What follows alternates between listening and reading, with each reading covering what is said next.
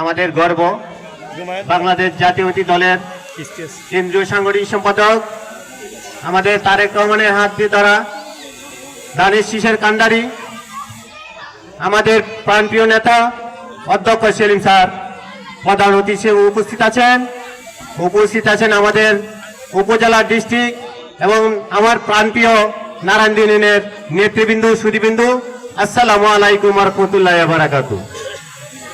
সম্মানিত সুধীবৃন্দু, আপনাদেরকে কৃতজ্ঞতা প্রকাশ করছি, কারণ আপনারা 2টা থেকে শুরু করে এ পর্যন্ত এখনো বসে আছেন।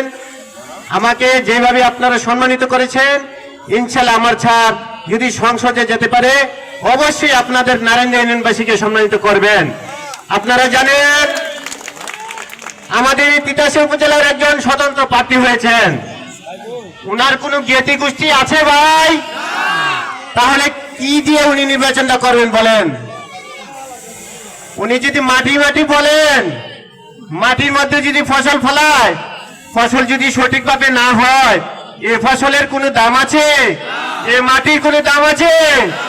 প্রিয় নেতৃবৃন্দ, প্রিয় সুধীবৃন্দ, আপনারা যেভাবে বিগত সময়গুলো নারায়ণগঞ্জ ইউনিয়নে প্রত্যেকটি কেন্দ্র থেকে বিপুল ভোটে দানিশ শীষকে জয়ী করেছেন, অবশ্যই আগামী 12 তারিখ জাতীয় সংসদ নির্বাচনে আপনারা সকলে ঐক্যবদ্ধভাবে ভাই বোন মা বাবা চাচা চাচি সকলে গিয়ে ভোট দিয়ে প্রমাণ করে দিবেন নারায়ণগঞ্জের মাটি দানিশ শীষের ঘাঁটি, জিয়া রহমানের ঘাঁটি, দেশ নেত্রী আপন হিস মরহুমা খালেদা জিয়ার ঘাঁটি।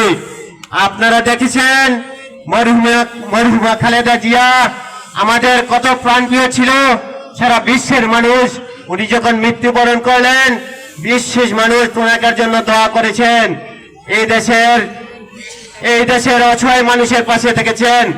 আমাদের প্রাণপ্রিয় যিনি দলকে প্রতিষ্ঠা করেছেন উনিও আপনাদের আশেপাশে ছিলেন, কাছাকাছি ছিলেন। আমাদের তারেক রহমান আগামী দিনের কান্ডারি, আগামী দিনের ভবিষ্যৎ। বাংলাদেশ থেকে একজন সুন্দর সুষ্ঠুভাবে নির্বাচন হলে উনি ইনশাল্লাহ প্রধানমন্ত্রী হবেন। তাই আমি বলতে চাই, আপনারা অবশ্যই যে কষ্ট করেছেন, আমি আমার ব্যক্তিগত পক্ষ থেকে এবং স্যারের পক্ষ থেকে আপনাদের কৃতজ্ঞতা প্রকাশ করছি। আমি আর বেশি কিছু বলবো না, আপনাদের সুস্বাস্থ্য কামনা করে আমার বক্তব্য এখানে শেষ করছি। আল্লাহ হাফেজ। বাংলাদেশ জিন্দাবাদ, প্রিয় দল বিএনপি জিন্দাবাদ, নারায়ণগঞ্জ জিন্দাবাদ, জিন্দাবাদ জিন্দাবাদ। আসসালামু আলাইকুম ওয়া রাহমাতুল্লাহি ওয়া বারাকাতুহু।